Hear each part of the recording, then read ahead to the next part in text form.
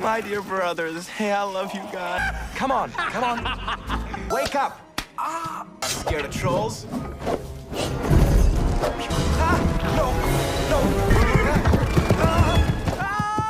Assalamualaikum warahmatullahi wabarakatuh. Hai sobat enak nonton 25. Terima kasih sudah klik video ini. Semoga kalian senantiasa diberi kesehatan dan kebahagiaan dari masa jomblo kalian. Oke, sekarang kita akan berpetualang bersama sebuah alur cerita film, yaitu petualangan fantasi yang berjudul Asad in the Hole, The Mountain King. Film ini menceritakan tentang seorang anak yang dilahirkan dari keluarga miskin, yang tiba-tiba harus terlibat dalam petualang menegangkan untuk menyelamatkan putri raja yang disandra oleh sosok raksasa penguasa gunung. Pasti penasaran dengan kelanjutan filmnya? Oke, tanpa berlama-lama, marilah kita simak videonya. Pada suatu hari, di sebuah kerajaan terlihat semua orang nampak bahagia karena sang putri raja telah berumur 20 tahun. Dan di hari ulang tahunnya tersebut, pernikahan harus segera dilakukan karena menurut legenda turun-temurun, jika putri raja di negeri tersebut tak menikah di usia 20 tahun, maka sosok raksasa yang merupakan penguasa gunung yang tertidur akan terbangun lalu mendatangi sang putri dan menjadikannya istri untuk selamanya. Namun, tak semua orang percaya dengan legenda tersebut, termasuk sang putri raja yang bernama Mary. So, dengan demikian, datanglah seorang pangeran utusan dari kerajaan tetangga yang bernama Frederick untuk melamar Mary. Oh, King Leona, and your grace. Sesuai tradisi malam harinya, pangeran tersebut menceritakan kehebatannya di depan keluarga calon istri. Tapi, dengan hal itu tidak dapat membuat Mary terpukau karena ia belum ingin menikah dan tidak percaya dengan legenda tersebut. Keesokan paginya, pertengkaran pun terjadi antara Mary dengan ayahnya. Ia dipaksa memegang lukisan calon suaminya dan dipaksa bersedia menikah dengan Frederick apapun yang terjadi. And you will get married. Take this. Singkat cerita, akhirnya Mary membuat keputusan yang sangat besar, yaitu ia kabur dari kerajaan akibat pemaksaan oleh ayahnya tersebut. Di lain tempat, tepatnya di hamparan gunung yang terlihat sangat luas, terlihatlah seorang pemuda yang merupakan seorang anak yang terlahir dari keluarga miskin. Pemuda tersebut bernama Matius. Ia adalah anak yang sangat lugu, polos, dan kekanak-kanakan. Walaupun tubuhnya terlihat sudah dewasa, saking menonjol sifat kekanak-kanakannya, nanti akan diperlihatkan masalah yang ia timbulkan pada keluarganya. Dan by the way, Matius sudah tidak memiliki ibu alias sudah meninggal. Oke, lanjut. Matius ini sedang dalam perjalanan pulang setelah disuruh belanja bahan makanan oleh ayahnya. Namun, di tengah jalan, tiba-tiba ia dikejutkan dengan seorang penunggang kuda yang dengan cepat melewatinya hingga ia pun jatuh ke dalam sungai. Si penunggang kuda alias Mary yang sedang dalam pelarian pun mencoba bertanggung jawab dengan menghampirinya. Tapi justru Matius seperti bercanda dan tiba-tiba menarik Mary ke dalam air tanpa tahu kalau yang ditariknya adalah seorang putri raja. Matius pun dengan polosnya mengajak kenalan, tetapi Mary kelihatan kesal dan jual mahal. Namun, akhirnya Mary pun luluh juga setelah Matius menawarkan makanan yang tak lain adalah barang belanjaan yang ia bawa. If you think about it, what about... Dengan santai mereka pun duduk berdua sambil bercanda. Dan saat selesai, Mary pun langsung pamit tanpa memberitahu siapa ia sebenarnya.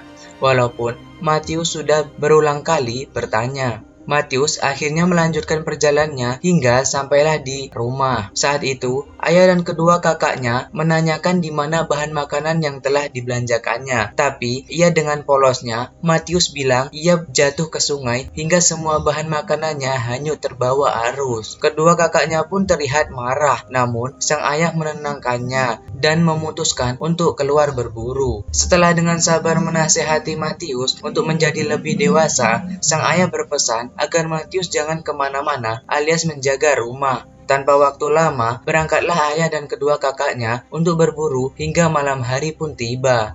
Matius yang sedang sendiri di rumah tiba-tiba mendengar suara getaran berkali-kali hingga perabotan di dalam rumahnya bergetar. Matius yang kekanak-kanakan pun melihat keluar dan seperti mendengar suara geraman yang aneh. Saat itu bukannya ia takut, tapi justru ia berimajinasi dengan legenda raksasa penguasa gunung yang akan lewat. Setelah itu, ia justru semakin bergaya, seolah sedang menghadapi monster raksasa dengan tongkat yang digunakan untuk merapikan perapian di dalam rumahnya. I'm not scared of trolls. Dan tanpa ia sadari, salah satu serpihan api terkena tongkatnya tersebut hingga menyebabkan kebakaran yang tak dapat ia kendalikan, hingga satu rumah langsung terbakar. Singkat cerita, keesokan paginya, ayah dan kedua kakaknya telah pulang membawa hewan buruan untuk dimasak. Tapi, kelelahan mereka justru disambut oleh rumah yang tinggal puing-puing dan Matius dengan polosnya mencoba menjelaskan sang ayah jadi sedih melihat keadaan rumahnya, terlebih saat melihat lukisan mendiang istrinya ikut terbelah. Di tengah-tengah kesedihan, muncullah rombongan Pangeran Frederick yang sedang mencari Mary. Ia bertanya kepada mereka semua, serta menjelaskan ciri-ciri fisik sang putri alias Mary dengan rinci. Ayah dan kedua kakak Matius tentu tak pernah melihat sosok yang sedang dicari pangeran. Tapi di situ Matius sadar bahwa yang sebelumnya ia temui di perjalanan pulang adalah seorang putri raja. Tapi Matius tak mau mengakui kalau ia sempat melihat sang putri. Lalu salah satu ajudan pangeran mengatakan bahwa raja mengadakan sayembara, barang siapa yang berhasil menemukan tuan putri akan diberi imbalan harta yang sangat besar. Setelah itu, pangeran dan rombongan pun pergi melanjutkan pencarian. Kesempatan emas itu tidak disia-siakan. Sang ayah segera menyuruh kedua anak kepercayaannya untuk menemukan tuan putri agar mereka dapat memiliki harta yang cukup untuk membuat rumah dan menjalani hidup. Sedangkan bagi Matius, kali ini kesabaran ayahnya telah habis. Sang ayah menyuruhnya pergi dan jangan menampakkan diri lagi. Dengan sedih dan polosnya, Matius pun pergi menyusuri hutan hingga di dalam rimbunnya pohon-pohon besar, ia mendengar suara aneh yang meminta tolong. Setelah ia sampai di sumber suara tersebut, ternyata itu adalah sesosok makhluk semacam penyihir yang sedang tersangkut hidungnya. Matius dengan polosnya menolong penyihir tersebut. Let go! Stop! Stop! Setelah itu, si penyihir bertanya kepada Matius, kenapa ia datang ke hutan berbahaya ini seorang diri. Matius pun menjelaskan kalau ia sedang mencari seorang putri raja. Lalu, si penyihir pun mengatakan kalau Matius sudah terlambat karena sang putri telah diculik oleh raksasa penguasa gunung. Satu-satunya yang dapat melukai kulit keras raksasa tersebut adalah sebuah pedang yang bernama Flieger. Tapi, konon pedang tersebut berada di sebuah rawa angker dan telah hilang sejak lama. Karena sudah ditolong, si penyihir memberi Matius sebuah peta ajaib yang dapat menunjukkan semua tempat yang ingin Matius tuju hanya dengan meminta pada peta tersebut.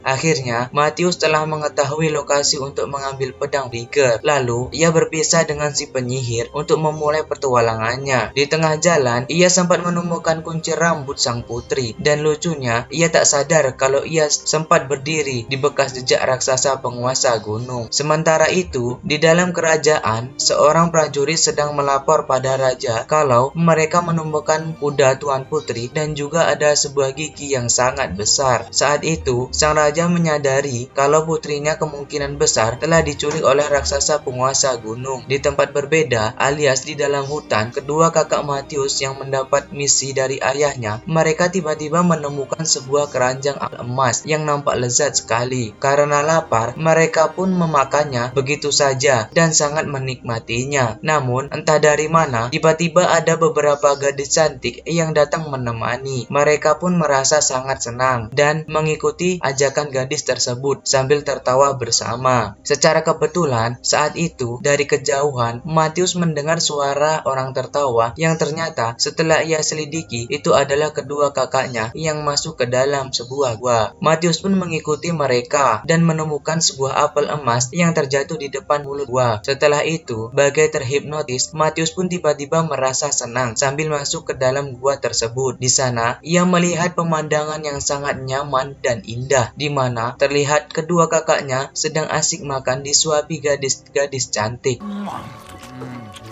Matius pun ikut duduk di sana. Namun, setelah beberapa lama, ia terkejut melihat makanan yang tersedia ternyata tak seperti yang nampak sebelumnya. Ternyata, pengaruh halusinasi dari apel santet sudah mulai pudar. Di situ, Matius sedikit terlihat ketakutan dan pura-pura tetap memakan apel santet saat diberi salah satu gadis yang ternyata berwajah mengerikan, alias gadis-gadis tersebut adalah gerombolan peri jahat penghuni hutan. Menyadari semua yang ia lihat hanyalah tipuan, Matius pun pura-pura mengajak kedua kakaknya untuk melihat sekeliling. Saat situasi memungkinkan, Matius menampar kedua kakaknya agar sadar dari ilusi. Bertepatan dengan itu, tiba-tiba gerombolan peri jahat mengejar mereka. Untungnya, mereka bertiga berhasil lolos sebelum pintu gua disegel oleh si peri jahat. Akhirnya, mereka melanjutkan petualangan bertiga untuk mengambil pedang Flicker. Dan di situ, Matius juga menceritakan bagaimana tentang menyelamatkan sang putri raja dari genggaman raksasa gunung. Di tempat berbeda, alias di dalam sebuah gua dengan beberapa kambing, Mary tersadar. Setelah di malam sebelumnya, putri benar-benar dikejar dan ditangkap oleh sang raksasa penguasa gunung. Tak lama kemudian, ada sebuah tangan raksasa yang muncul memberi Mary potongan daging mentah. Di situ, Mary berpura-pura memakannya karena takut raksasa marah. Kembali ke petualangan bertiga bersaudara yang sedang singgah di sebuah kafe eksotik di tengah hutan. Saat Matius pun memesan makanan, ternyata salah satu ajudan Pangeran Frederick juga ada di situ. Dan tentunya dengan bersama rombongan lainnya yang sedang menunggu di meja. Setelah itu, dengan polosnya, Matius pun memamerkan dan menceritakan tentang peta ajaibnya kepada sang kakak di mejanya. Tak lama kemudian, tanpa basa-basi, Pangeran Frederick dan rombongan langsung mendatangi meja Matius. Sebelum ke sana, pangeran sempat menguping kalau Matius pun mempunyai peta sihir yang berguna untuk menemukan sang putri raja. Pangeran Frederick memberi imbalan segepok emas kepada mereka. Kakak Matius pun melihat jumlah tersebut sudah sangat cukup untuk membangun rumah kembali. Bahkan masih sisa banyak. Dengan demikian, sang kakak pun menyuruh Matius untuk menyerahkan petanya. Namun, tentu saja Matius menolak dan justru memulai keributan dengan pangeran. Pada akhirnya, perkelahian dan kejar-kejaran tak dapat dihindarkan lagi. Untungnya, mereka berhasil melarikan diri ke dalam hutan. Namun, pangeran dan rombongan terus mengejar hingga akhirnya mereka terpojok berada di tebing jurang dan terpaksa lompat daripada tertangkap oleh sang pangeran.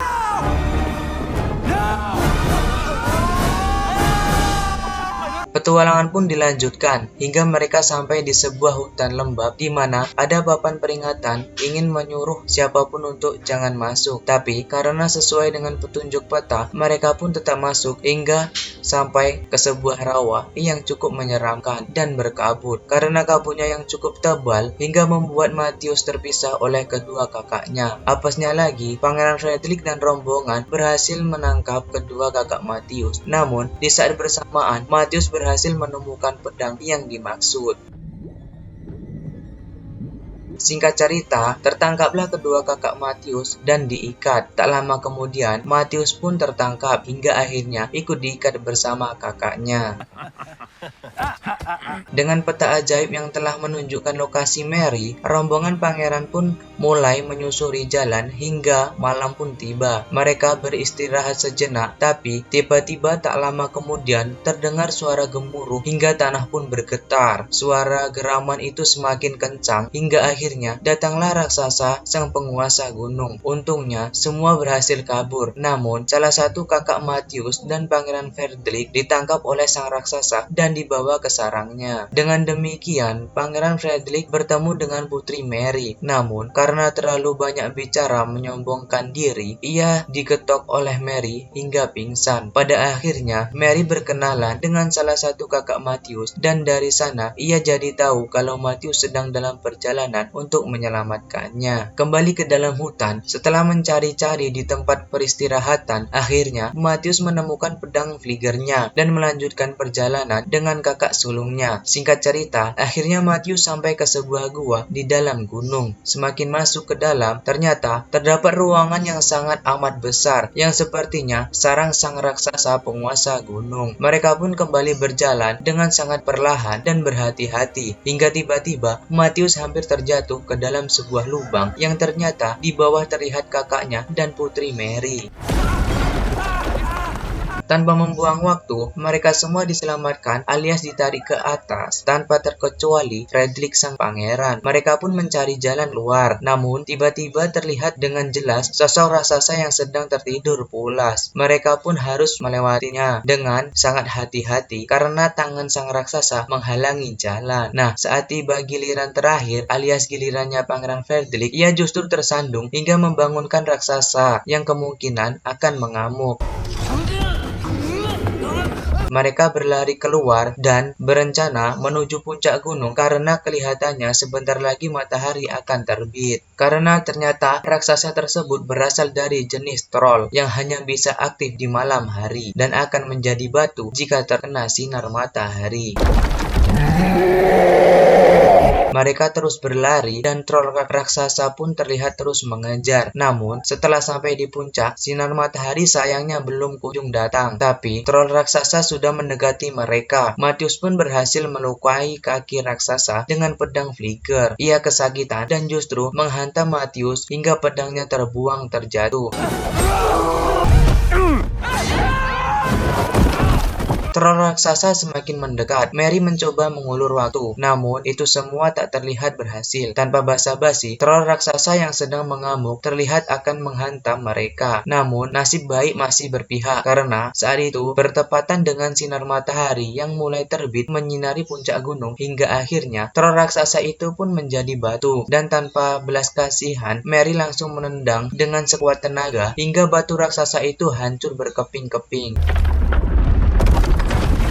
Di tempat berbeda alias di dalam hutan terlihat Frederick yang sedang jalan seorang diri karena ternyata ia langsung memisahkan diri dari rombongan. Di sana ia menanyakan arah menuju istana pada seorang penyihir. Penyihir itu pun menunjukkan sebuah arah, tapi setelah itu ia tertawa sendiri seolah-olah sedang menipu sang pangeran. Dan film pun kembali berpindah pada rombongan Matius yang sudah sampai di kerajaan membawa sang putri. Di sana ia pun disambut hangat dan sang raja pun langsung menepati janjinya dan pada akhirnya mereka pun sampai ke rumah. Terlihat sang ayah memeluk kedua kakaknya yang sudah kembali. Matius tak berani mendekat karena terakhir kali ia telah diusir oleh ayahnya yang sedang emosi. Tapi ternyata sang ayah justru memeluk Matius dan meminta maaf padanya. Matius menyerahkan hadiah dari raja kepada ayahnya. Lalu kedua kakak Matius pun menceritakan kalau Matiuslah yang telah berhasil menyelamatkan raja hingga imbalan pun berhasil didapat. Di situ sang ayah semakin sedih sekaligus bangga kepadanya. Beberapa hari kemudian sang putri berkunjung saat Matius sedang membantu membangun rumah. Tanpa waktu lama Matius berpamitan dan jalan berdua dengan penuh kebahagiaan di atas kuda kembali ke Frederick yang ternyata ia sekarang terlihat sangat sedih karena tersasar terus-menerus. Dan tak lama kemudian ada apel emas menggelinding ke arahnya. Ia pun memakannya, lalu gadis cantik jadi-jadian itu pun datang menyambutnya dengan senang dan ia sudah bisa ditebak akhir dari Frederick akan seperti apa. Dengan demikian film pun selesai. Tamat.